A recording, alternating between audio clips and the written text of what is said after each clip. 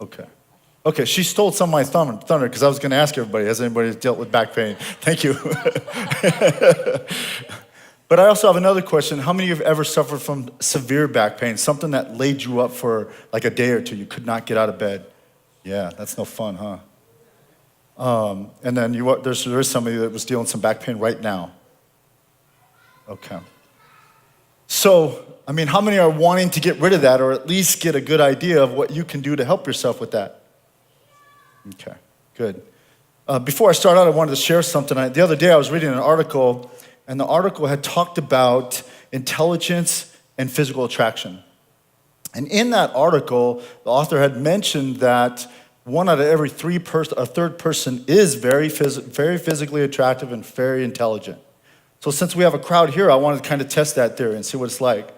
So what I'm going to ask you to do is I'm going to ask you to look to the person to your right and look that person over real good. Now look to the person to your left and look that person over real good. Since it isn't either one of them, it must be you.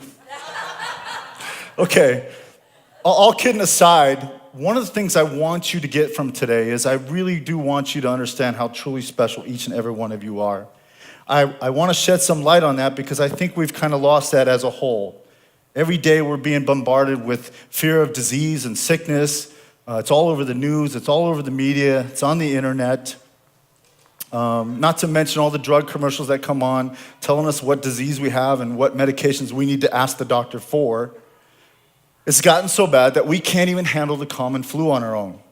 So I'm hoping to instill some empowerment with you today and get an understanding of how much stronger you really are.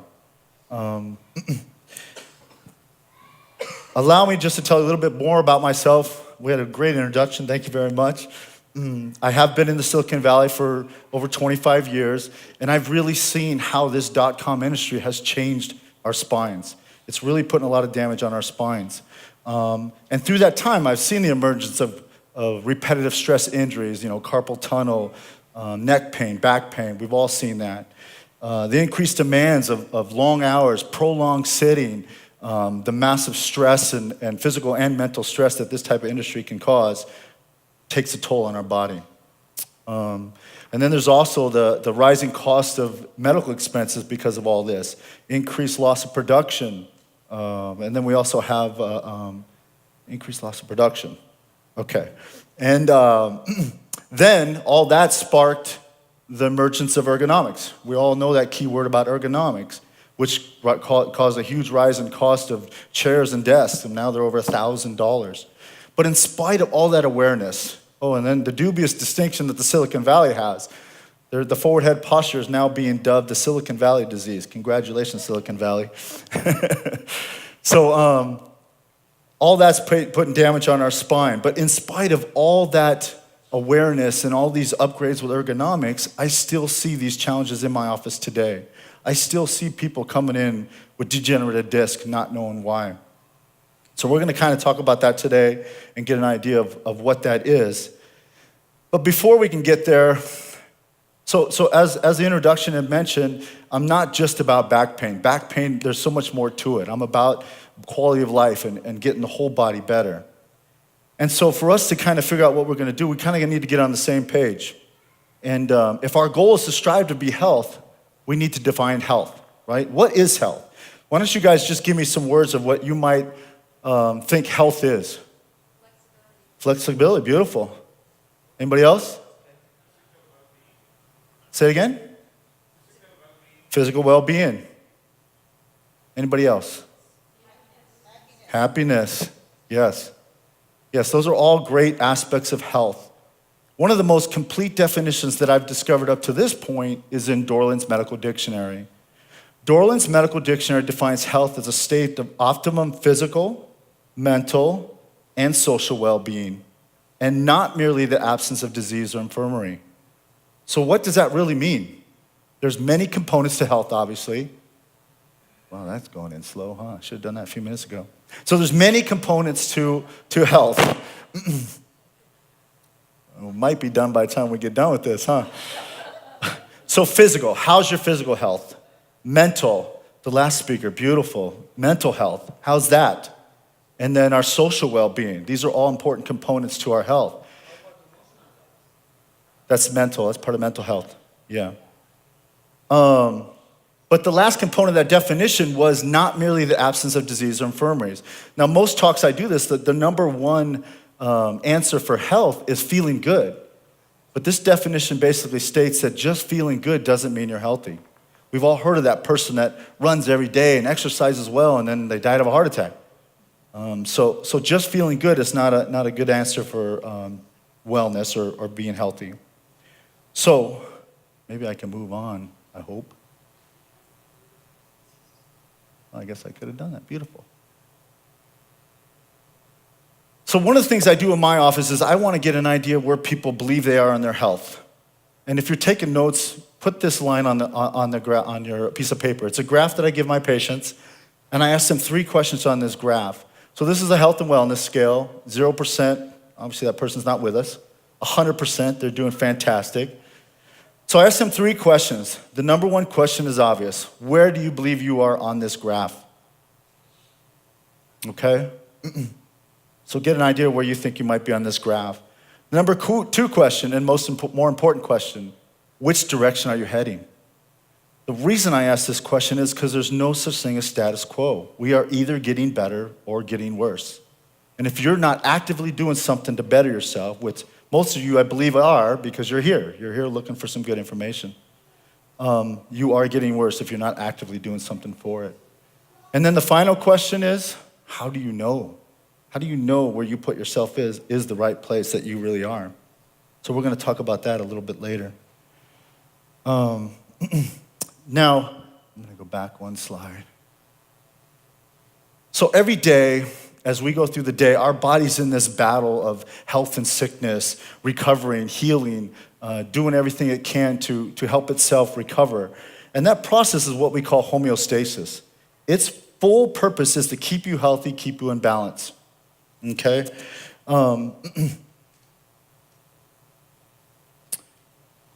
But let's say we're going through the day, and sometimes your body could be fighting something you don't even know it's there. But some days we just don't feel so good. We know our body's kind of fighting something a little bit. Or some days we're just not feeling good at all. We have a fever, we have an upset stomach, maybe we have some vomiting or diarrhea. We would consider this person what? Sick, right. But I would question that whether or not. In fact, I would question whether sickness even exists. How many people here believe sickness exists? We gotta wake these people up. Okay, so, all right. I'm gonna kind of switch gears a little bit and then talk about something else, and we'll come back and relate it to sickness. How about darkness? How many people believe darkness exists? Okay, a few more people think darkness exists. Beautiful. Let's say we were to close all these doors, turn off all the lights, and the room's totally dark. How much darkness could we remove from the room to brighten the room? None, right? We can't remove darkness. So how do we brighten the room? Bring the lights in, right? So in that scenario, darkness only exists in the absence of light. I believe sickness is the same thing. Sickness only exists in the absence of health. So rather than focusing on fighting sickness and disease, let's focus on getting healthier. And that you got a lot of that today, a lot of great stuff today for that. So I'm hoping you guys took notes and thought about it, and tonight review those notes, and pick out the things you think that might work for you, and then put them to work. Don't wait, start on those right now. So let's get back to the sickness and disease things. Every day your body's fighting, trying to do something to keep you in balance, keep you healthy. And like I said, sometimes you may not feel so good, so your body's fighting it. But you take some medications to get through the day because you've got a deadline to meet.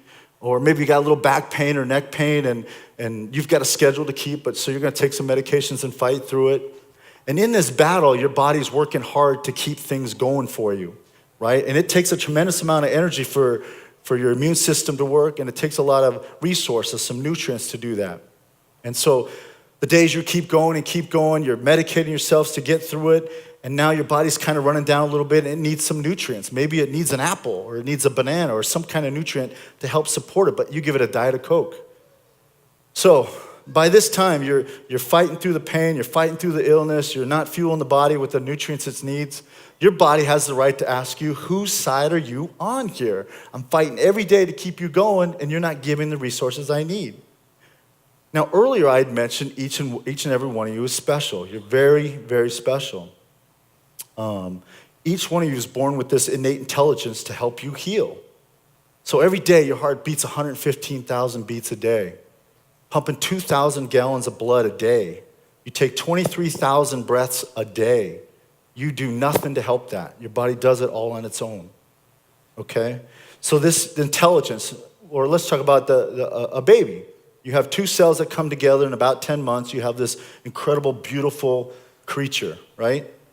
You do nothing to make that baby grow. It just continually does this development on its own. It knows exactly what to do at the exact right time. That same intelligence still resides in your body today, all right? We just need to help it move along a little bit better. So, let me go to this one.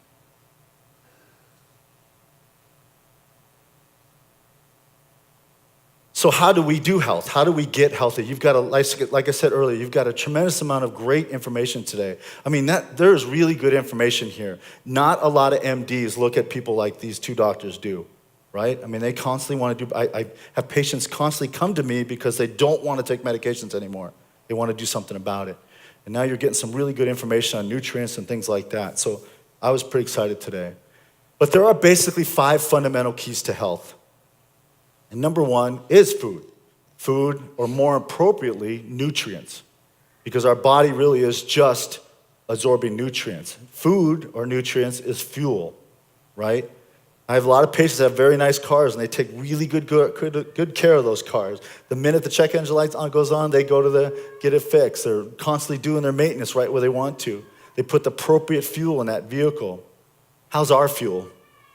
It fuels energy for our body. How good is our body going to run with the fuel we're putting in? So let's take a little more better choices with the food. Like I said earlier, you got plenty of great information today for that. Exercise. We all know exercise is important.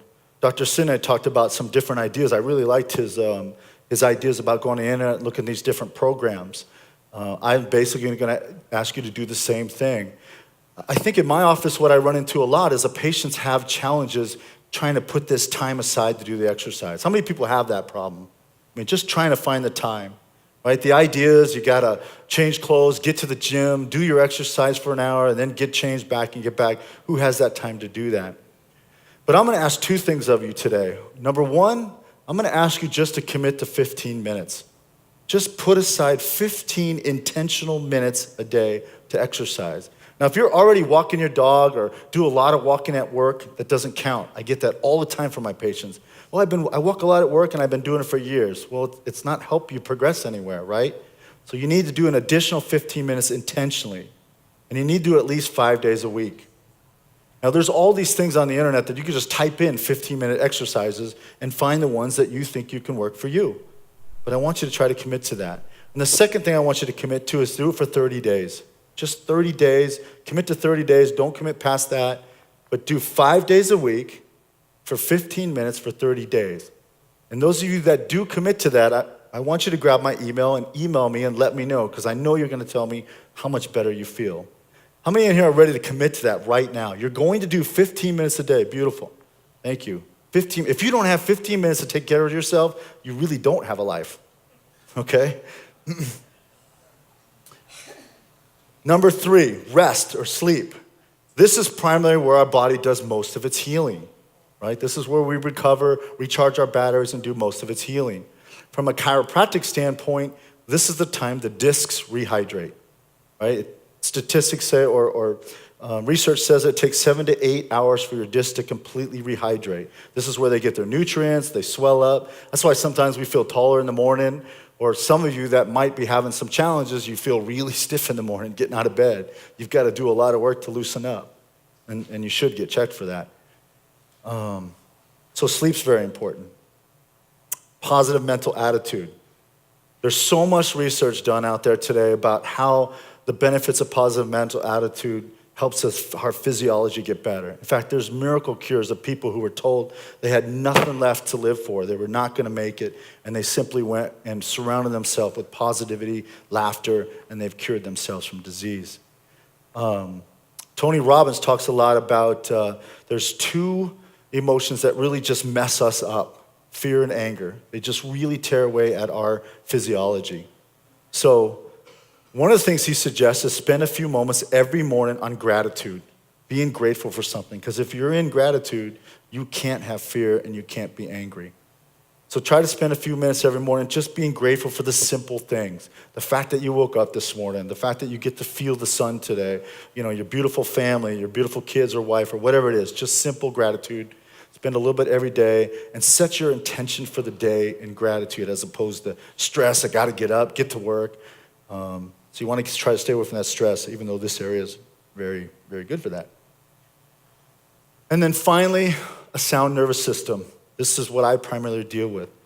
Your nervous system is run by your innate intelligence, and it controls and coordinates every single thing in your body.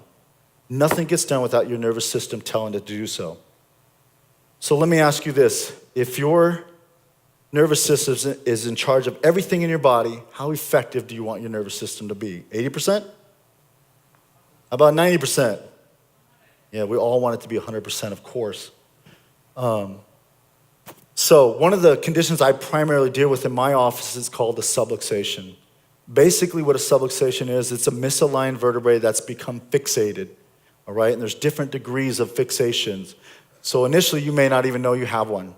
And then maybe it becomes a little more irritated and then you start to notice, I got a little back pain or I got a little neck pain. At this point you're like, I don't know if it's muscle or back. If it continues to move on, then it gets a little more irritated. Now you start getting more swelling, the inflammation that Dr. Ron talked about. And then it may be choking a nerve, and now you've got that numbness and tingling down the arm or down the leg. It's a bit more serious. I deem this in my book pre-degenerative disc disease because I know if this is left unattended to, untreated, it will progress to degenerative disc disease. Once degenerative disc disease gets into the segment, it's a relentless process. It just continues to go if left alone. And it will get to a point where it gets so serious the bones will actually fuse together and allow that place to not move at all right? And then we've all heard recently that at this point, this is where your only option is surgery. And we've all heard Coach Steve Kerr, any Warriors fans in here, he said avoid back surgery at all costs. I mean, look what he's dealing with right now. So,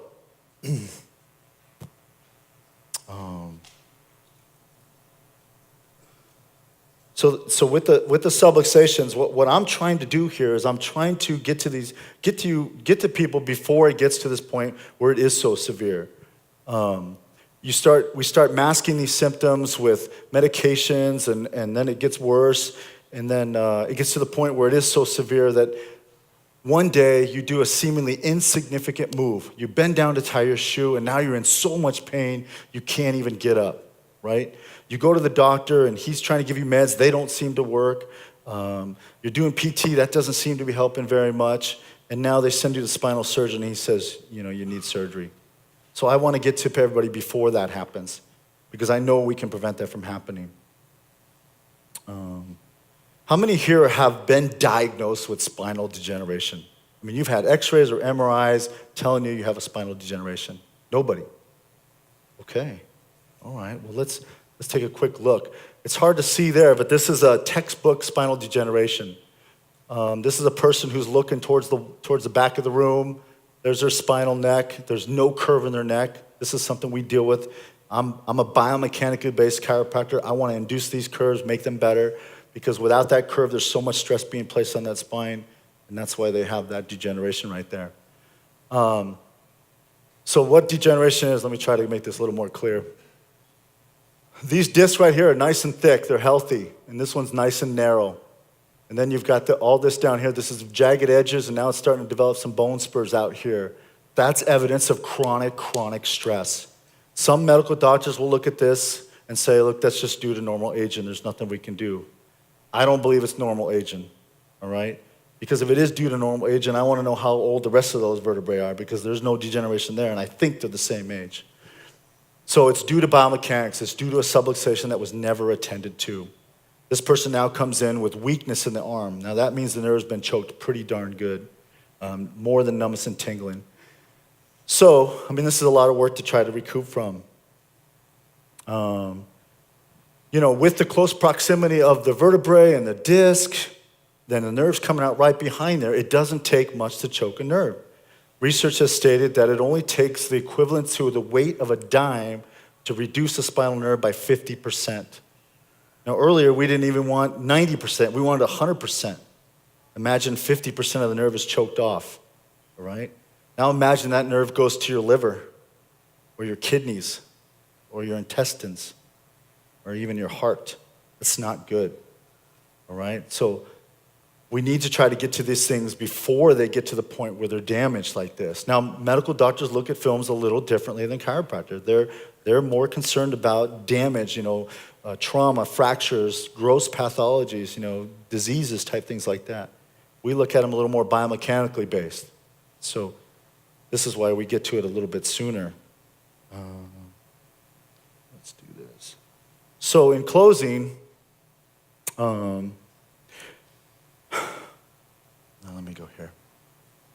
So in order to help people try to get to this problem before it gets really bad, we want to try to catch it as soon as we can. So I've created this Get Started program.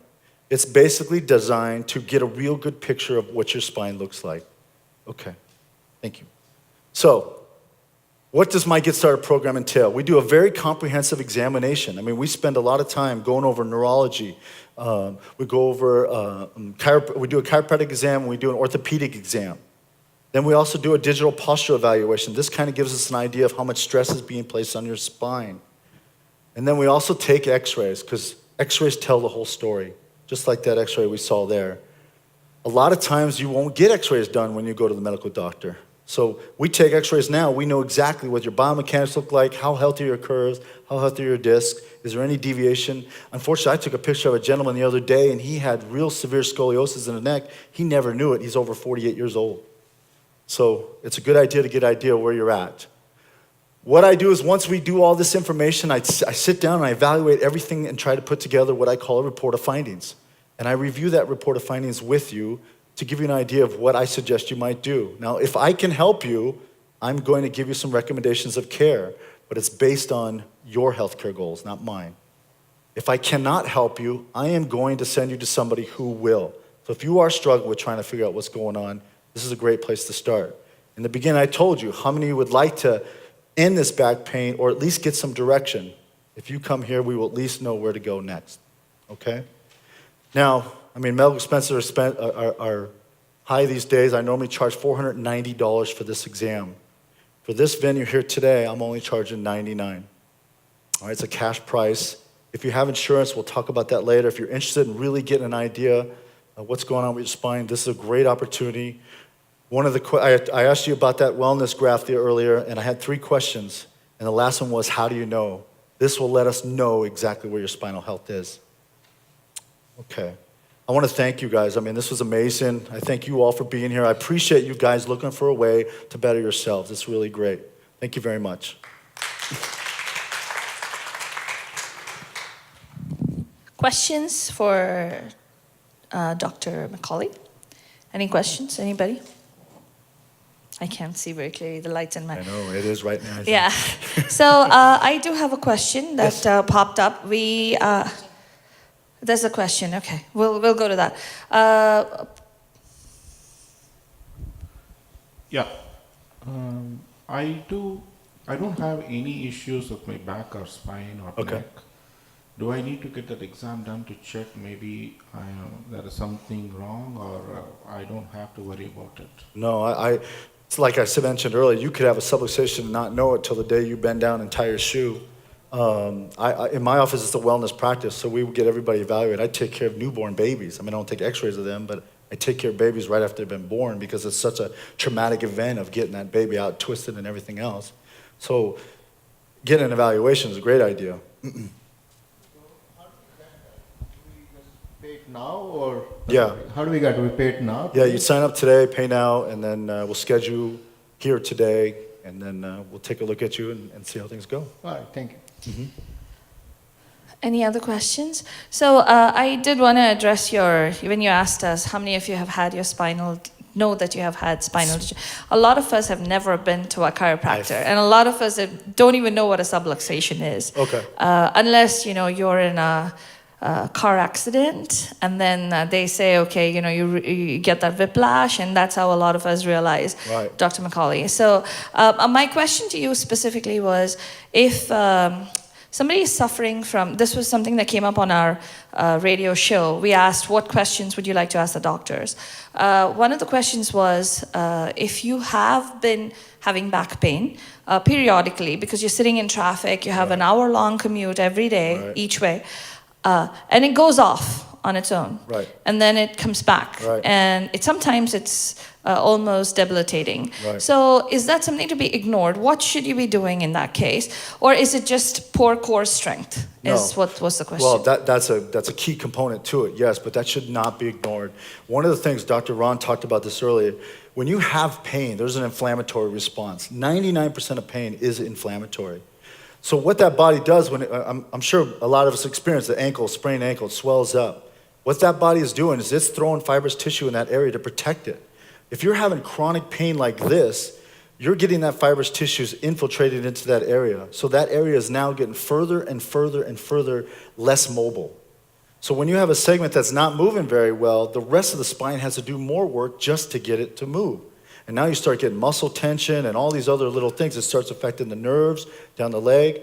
So she should definitely, chronic pain is not something to ignore. One of the things I believe we do is we take that little, I have some numbness down the arm or I have sciatic pain, too lightly. We take it way too lightly. So definitely that person should get evaluated. Yeah. There's another question. Yeah. What exercises can we do to keep our back or spine, under? Yeah, flexibility is probably the primary key first, right? If you've got these adhesions built up and you're not moving as well as you should, you want to start really working on flexibility first. So in my office, when we go through a program, the main key is trying to get motion first, which is through adjustments and flexibility. I don't incorporate core strengthening for at least a month because I want to make sure you get full range of motion. That's one of the challenges with PT. Sometimes it helps alleviate the pain, but sometimes it doesn't because it's focusing on the muscle. And those are muscles attached to those joints. And if they're not moving, you're making the muscle do more work. So work on flexibility first, and then there's tons of core exercises. In my office, we like to use the ball, the big exercise ball, because that forces you to use balance as well. And it creates those little tiny, strengthen those tiny muscles. So if you just start exercising too, the other challenge is because that area is not moving very well, you got small muscles in between the segments that haven't been used very much. So this is typically what happens. You haven't used those little muscles very much, so they're weak. Everybody knows if you put your arm in a cast, it atrophies, right? So it gets very weak. So if you have these little muscles that aren't moving very well, and then you go to a move that's a little beyond what you typically do, you make that little muscle fire up, oh man, that's what happens. So work on flexibility first, break things up. When you feel like you got really good range of motion, then you start working on core strengthening. And I've got a bunch of those in my book in there. I've got all the different stretches and exercises you could do for your spine. Any other questions? Yes, there's a question out there. I have a problem with my arm lifting up. Yes. I've been to a chiropractor. Uh-huh. I've been to PT. Uh-huh. But when I am over there, for first time being, it's good, but later on it comes back. So how is your program different than the other chiropractor and physiotherapist? Well, I don't know. Well, PT, I know they work with just muscles. They're trying to get balance in muscles and range of motion. With the other chiropractor, I'm not sure what his technique is, but so two of my concerns are, one, do you have something going on in your neck that's choking some of the nerves so you're not firing all those muscles properly? Yeah, exactly. Yeah. So I would first start with your cervical curve. I'd say, what's going on here first? Let's make sure this shoulder is getting all the information it's supposed to get, and now let's start creating balances with the shoulders. I don't know what exercises you've gotten. I don't know if they're doing anything as far as, walking the wall and stretching the shoulder at all. But if it comes back, it tells me you're either not getting strong or your nerves aren't firing enough to tell that muscle. We talked about impingement, 50%. Let's say you're only getting 75% to the shoulder. It doesn't matter how much you exercise the muscle, it's not going to get stronger. So I'd want to look at your neck first. Any other questions? Dr. McCauley, just one quick thing before we wrap today. Could you tell us what kind of posture should we be maintaining, and how do we make sure that we're cognizant of our posture during the day? Well, I mean, first thing with work, we can't sit as long as we sit. We just can't do it. You need to take frequent breaks, right? Sitting creates so much stress in the low back. You have no idea how much stress the low back receives from sitting. And I think one of the challenges in this area is the damage is so subtle, right? We sit all day, get a little ache here, a little ache there. All of a sudden, 7 years later, we got arthritis. So you need to take frequent breaks. You need to move and create flexibility. As I said earlier, flexibility is the key at first. Because we're all, so this is why I put every one of my patients on a daily stretch routine first. Because we've all created this mold. You mentioned that caller that they sit in the car, they drive an hour, and then they go sit at their desk. So we've got this mold of motion that we've created ourselves. We need to break out of that mold. We need to create motion. And then you can start doing some core exercises to work with your posture. But awareness is the key, right? You gotta, how many times have you ever just stand there and all of a sudden you're going, why am I holding my shoulders up? Just relax. So you gotta be aware of your posture. Get up, take frequent breaks, and then look in the mirror and just be aware of your posture. All right. Any other questions? Good. Great. Thank you so much, Dr. McCauley. Thank you. I would Thank like you. to